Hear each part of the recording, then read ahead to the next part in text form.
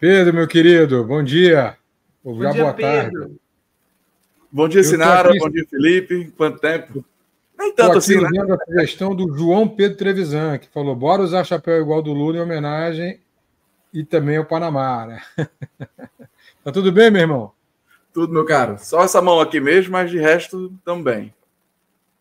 O que Gente, é o aconteceu aí com seguinte. a mão? Fala aí da mão primeiro, depois eu. Acabou que foi um acidente. Estava consertando a moto, estava com a minha família ali, aí alguém foi mexer na moto, a moto caiu em cima da mão, mas ainda bem que foi só um osso mesmo. Não Caramba. poderia ter sido pior. Gente, eu convidei o Pedro aqui, e ele vem amanhã também, porque eu e Sinara, a gente já tem falado sobre isso algumas vezes, né, Sinara? Sobre a dificuldade que os setores progressistas e a esquerda têm de discutir o tema segurança pública. A gente tem conceitos que são um pouco, às vezes, anacrônicos, a gente perdeu esse discurso para a extrema-direita sempre no 7-1 de sempre. E o Pedro é um policial, coordenador do movimento de policiais antifascistas lá no Rio Grande do Norte, conhece bem a segurança pública e está dentro da polícia, então ele tem muitos temas para tratar. Ele me mandou aqui 7 itens para tratar, que são itens importantíssimos. E aí, Pedro, eu te deixo à vontade para começar. Talvez a gente possa começar pela iniciativa do Lewandowski, da PEC, mas assim, onde é que você vê o nó górdio da esquerda na discussão sobre segurança pública e como é que a gente poderia melhorar isso? Bem, Felipe, tu me colocou agora nas cordas, viu? Porque são tantos os pontos a serem abordados, tantos os nossos problemas. Não à toa que a gente perde de goleada realmente é um 7-1, e é um 7-1 não é figurativo, não. É um 7-1 literal mesmo, com 6 gols de vantagem. Agora, o interessante até, Felipe, que não foi sempre assim. A gente tem essa impressão, né? De que a segurança pública sempre foi um ambiente completamente inóspito para a esquerda brasileira, principalmente pós-democracia, e não foi assim. Se a gente voltar para os anos 90, para os anos 2000, a gente vai ter alguns movimentos paredistas, né, com relação às forças de segurança, principalmente a PM, e que desses movimentos surgiram lideranças que, inclusive, se filiaram a partidos de esquerda. O Cabo Daciolo, do Rio de Janeiro, que até eu não vou colocar como uma figura bolsonarista, porque ele é um cara que faz muita crítica, mas também não é do nosso campo, foi filiado ao PSOL. Teve deputados na Bahia, deputados em Minas, em outros lugares também, lideranças carismáticas e corporativas que se filiaram a partidos de esquerda ou de centro-esquerda.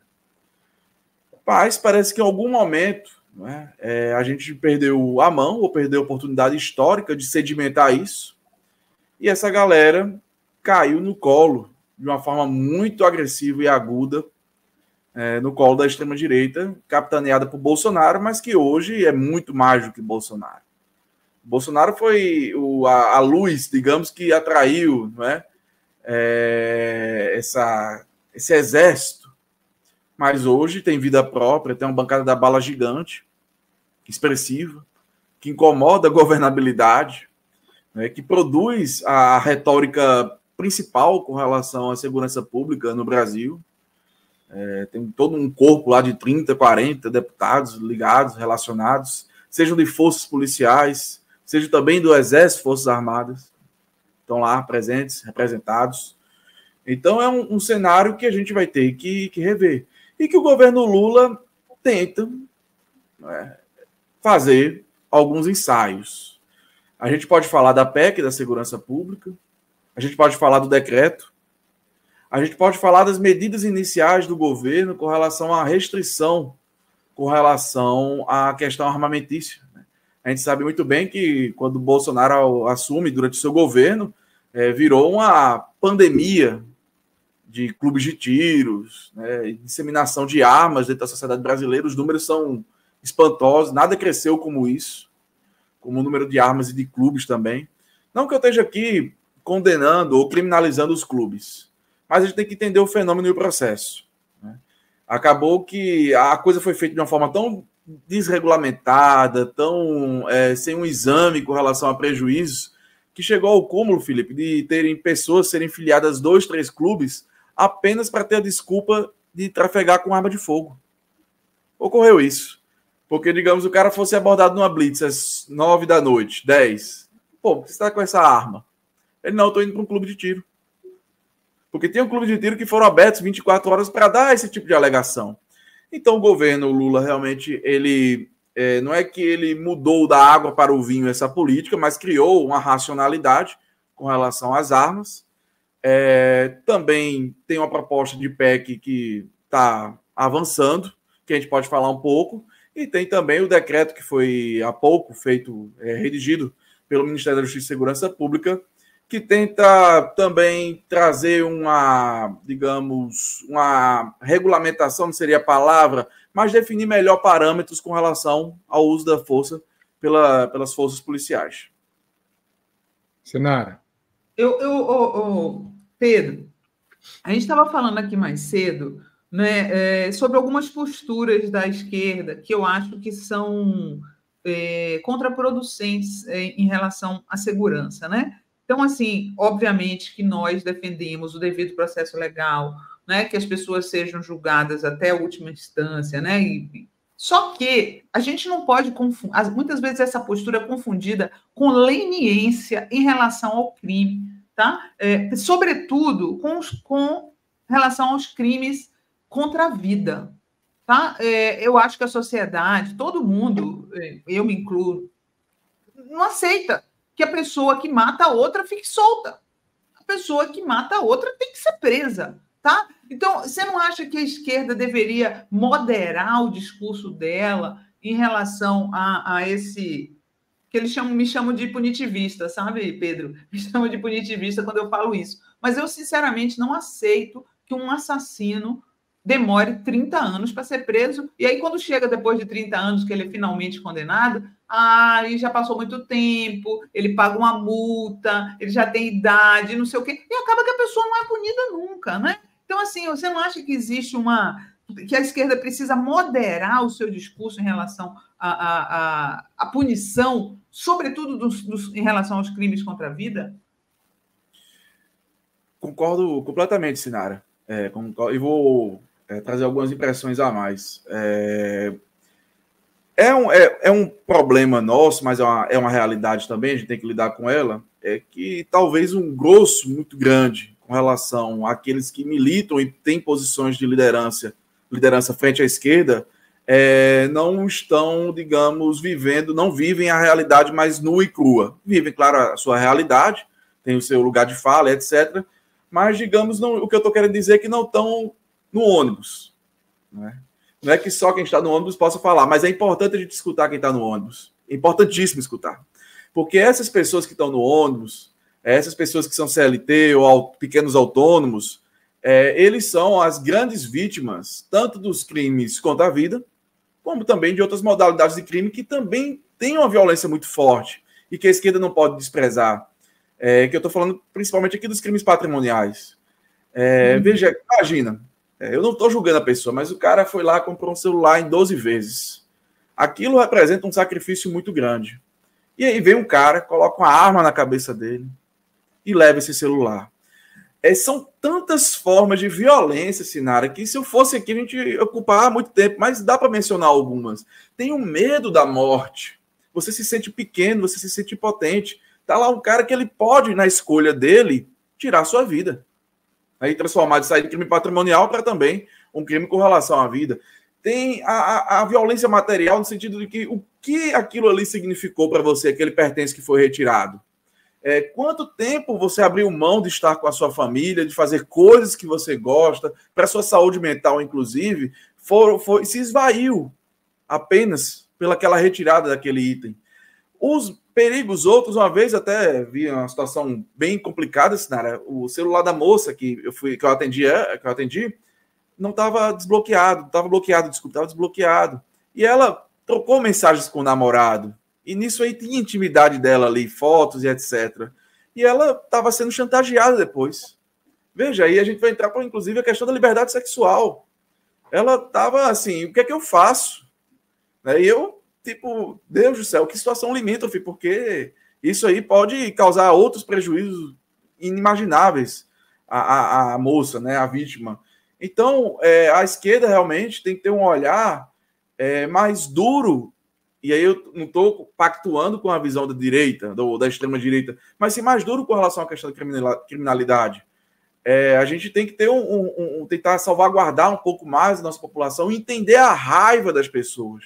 A pessoa que foi assaltada sistematicamente, a pessoa que tem medo de trafegar em certos horários, a pessoa que já teve o seu veículo subtraído, essa pessoa não é um qualquer. É uma pessoa em sofrimento e é uma pessoa que exige respostas do Estado. E não dá para a gente ter apenas como resposta, Sinara, medidas de médio e longo prazo. Chegar aqui e dizer, não, a distribuição de renda. Não, a gente tem que distribuir melhor a renda no país, a gente tem que fomentar a educação, certo, esses elementos são necessários se a gente quiser superar o problema. Mas também tem que ter medidas de curto prazo.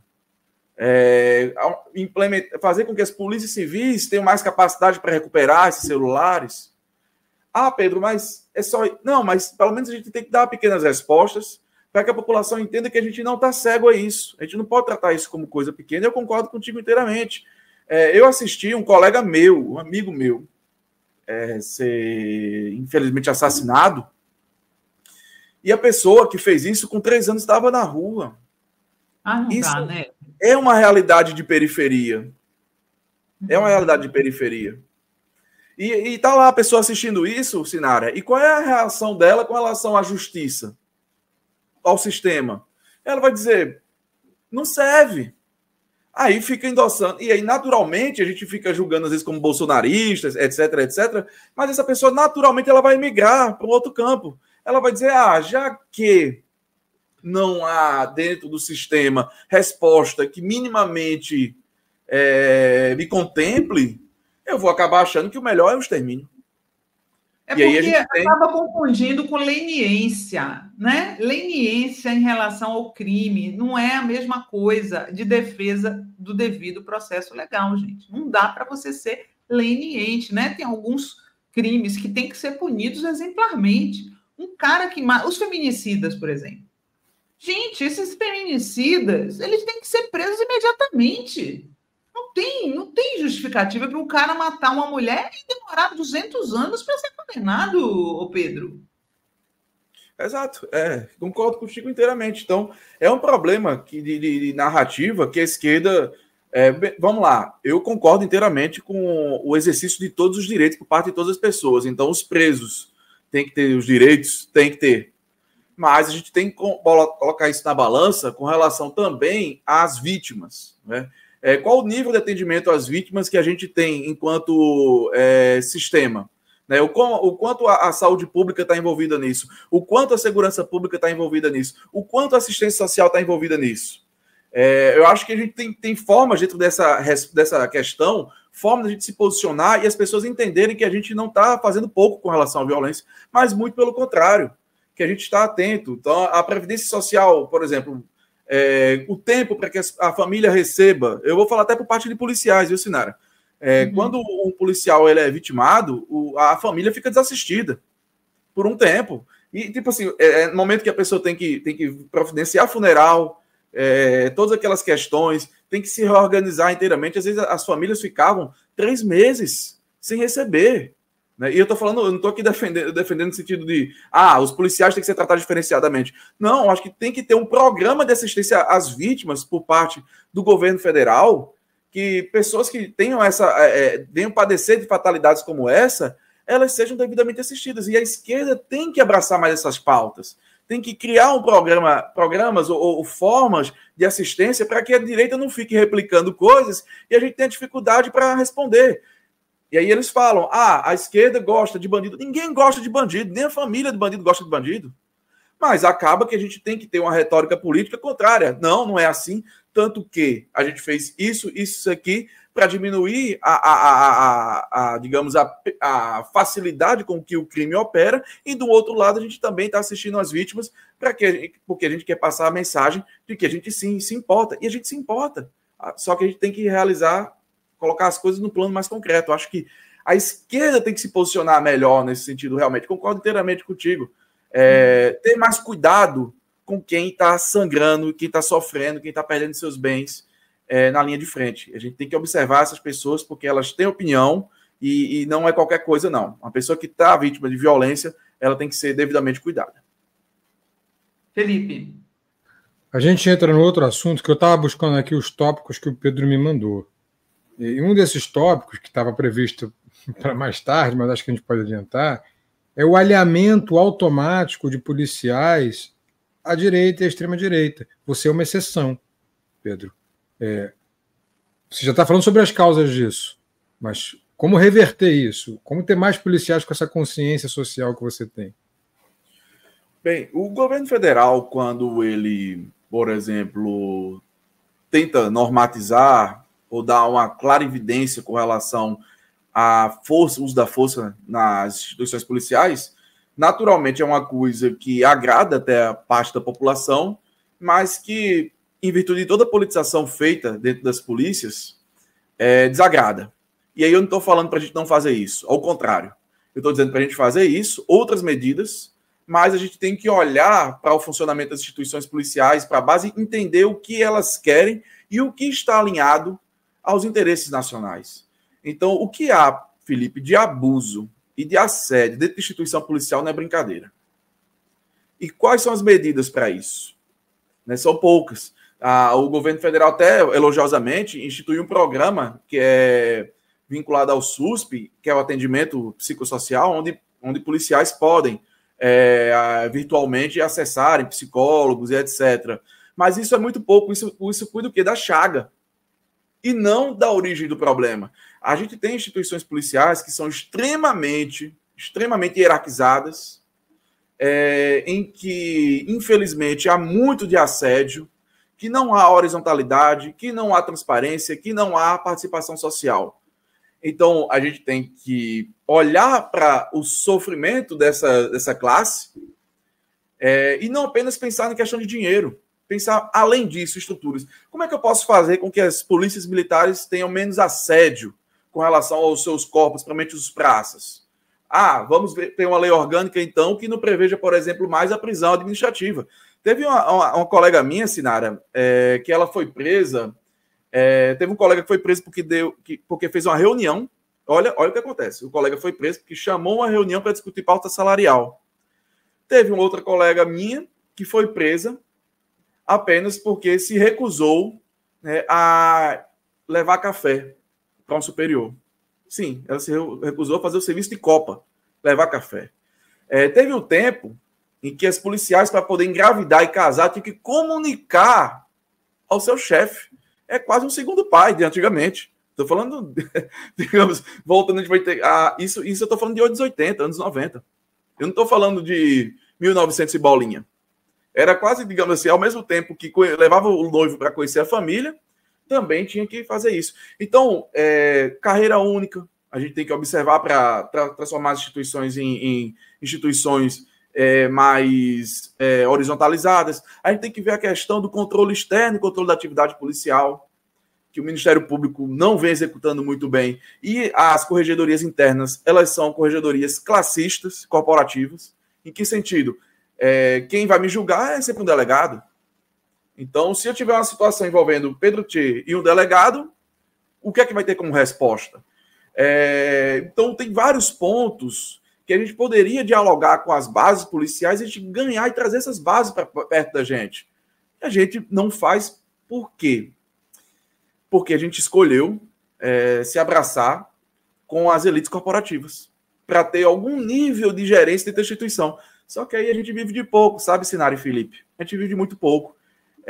A gente faz pequenos acordos com essas elites corporativas, consegue algum nível de governança e continua sendo repudiado pela massa policial. Como eu disse, inclusive, no início da nossa conversa, não foi sempre assim. E dava para fazer diferente. O Décio Amadil mandou uma pergunta aqui no Superchat para você, Pedro. Boa tarde. A esquerda não tem... Olha, você vê como que algumas pessoas do nosso campo veem, tá? A esquerda não tem nenhuma estratégia para a violência. E o povão odeia bandido. Adivinha quem ele passa a apoiar? É exatamente o que a gente está falando aqui, né? Porque nós somos, óbvio... Teve gente aqui dizendo que eu estou falando igual à extrema-direita, que eu sou punitivista. A gente não pode... Na verdade, esse debate é um pouco... impedido, né? Um debate que a gente não pode falar. A gente não pode falar o que a gente pensa em relação a isso, né? Agora, enquanto isso, por exemplo, outro tema que eu costumo falar sempre, Pedro, é a questão de quanto que é paralisante esse discurso da desmilitarização, né? Todo mundo quer a desmilitarização, mas enquanto ela não acontece, o que é que a esquerda está fazendo? O que a gente está vendo é, por exemplo, a polícia de Salvador, a polícia da Bahia. Quantos anos tem que a Bahia é governada pelo PT? Uns 16 anos já. O que mudou na PM da Bahia? Nada. Aí a gente fica esperando a desmilitarização, enquanto isso a PM tem práticas da época da ditadura militar. Está óbvio que o nosso discurso precisa mudar. Não é, Pedro? Concordo. E nem precisaria desmilitarizar. Nem precisaria. A PM poderia continuar se chamando PM. E, deixando claro, o problema não está na PM. Eu vou falar até um pouco mais sobre isso. Mas a PM poderia continuar sendo PM, poderia estar com a mesma farda de PM, não teria problema com relação a isso. As patentes poderiam estar lá. O que tem que governar, o que tem que ter a desmilitarização quando se fala, né, a desmilitarização cultural, para que a gente não tenha, digamos, certos valores ligados à atividade policial. Eu vi outro dia, inclusive, um influencer desse, humorista, ele estava entrevistando policiais na Paraíba, e eu até gostei da resposta dos policiais. Ela era assim, tipo assim, se alguém aqui ficar tirando onda, a gente, você sabe, vocês vão dar uns cacete, né? Era assim, bem, bem chulo mesmo, né? E aí o policial, não, nossa primeira ação é conversar com a pessoa e fazer com que ela regrida da sua ação. Falei, cara, que bacana, hein? Então, é isso que a gente tem que fazer. Quando se fala, por exemplo, até em desmilitarização, não é acabar com a PM, não é mudar nome, é o quê? A gente mudar o imperativo cultural que tem em todas as polícias brasileiras. Não só a PM. A Civil tem, que eu faço parte, tem muito. A Polícia Federal, demais. A PRF, que era mais descontaminada disso, no governo Bolsonaro se mega contaminou. Talvez seja hoje dos ambientes até mais profícuos a esse tipo de ideia, em que olha a população como inimiga e o direito como algo a ser contornado. Essa é uma crítica que eu faço.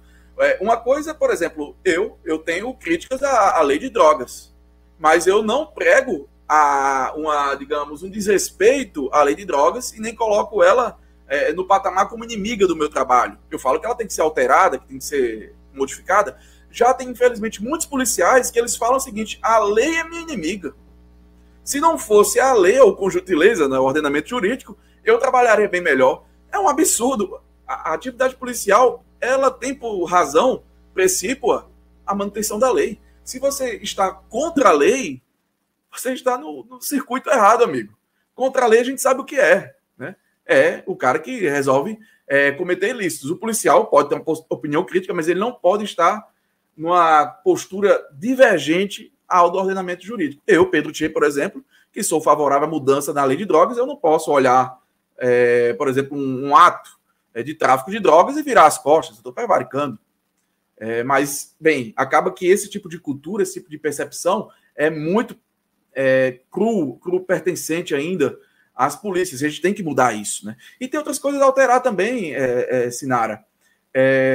A gente tem que, como eu falei, a questão das corregedorias tem que ser alteradas. Uma coisa que a gente tem que falar, que não diz tanto sobre as polícias, mas sobre a violência que a cerca, Tribunal do Júri.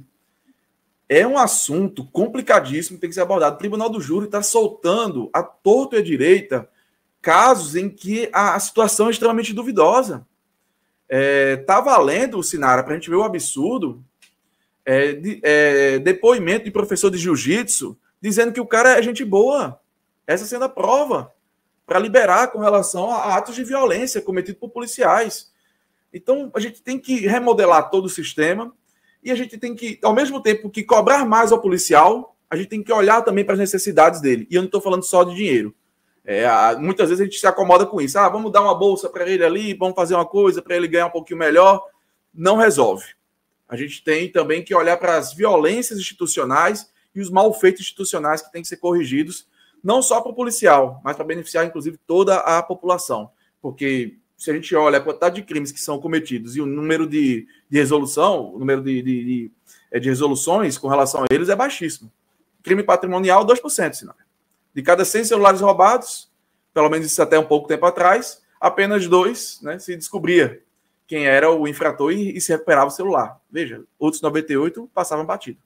E agora eles estão querendo colocar a PM como investigadora também, né? O que você acha disso? Pode ser. Não é. Eu sei que dá um susto nisso, mas, por exemplo, a Polícia Civil tem um problema com relação à formação dos seus recursos humanos. O policial civil, ele investiga homicídio, ele investiga crimes relacionados ao tráfico de drogas, crimes patrimoniais e também crimes contra a honra. Então, não tem como você formar um agente, um superagente que dê conta disso tudo. Ainda mais fazer BO, recepcionar pessoas na delegacia. Vocês são a favor, então. Vocês são a favor que o PM investigue, então? Crimes de menor potencial ofensivo, assim como a Guarda Municipal. Então, por exemplo, teve uma briga de vizinhos e ali ocorreu uma injúria. O que é que acontece hoje? Se pega essa ocorrência, leva-se para a delegacia, fica-se 3, 4 horas, aí todo mundo é liberado, depois esse procedimento vai para uma delegacia, para uma outra delegacia, para ter prosseguimento. Veja o quanto a gente gasta de recursos humanos, de pessoal e etc. Poderia a própria PM, em situações como essa, ou ter um corpo próprio para tratar disso, ou já encaminhar diretamente ao juizado especial criminal, para aí ver as questões com relação à composição entre as partes e etc. Então, eu advogo que crimes de menor potencial ofensivo, sim, podem ser administrados tanto pela Polícia Militar como pelas guardas municipais. Agora, deixando claro, reservados os crimes de menor potencial ofensivo às polícias judiciárias, seja a Polícia Civil e a Polícia Federal. Felipe. Eu acho que é isso, só faltam 3 minutos para acabar, só queria te agradecer. Pedro volta amanhã. Vocês que estão nos assistindo aí, acho que já podem deixar até perguntas, preparar suas perguntas, porque amanhã vamos continuar com essa discussão sobre segurança pública a partir de 12:30. É isso, Pedro. Muito obrigado aí pela essa primeira palhinha e amanhã a gente volta. Valeu, meu irmão. Felipe, agradeço demais, Sinara, tamo junto, viu? Até amanhã. Amanhã.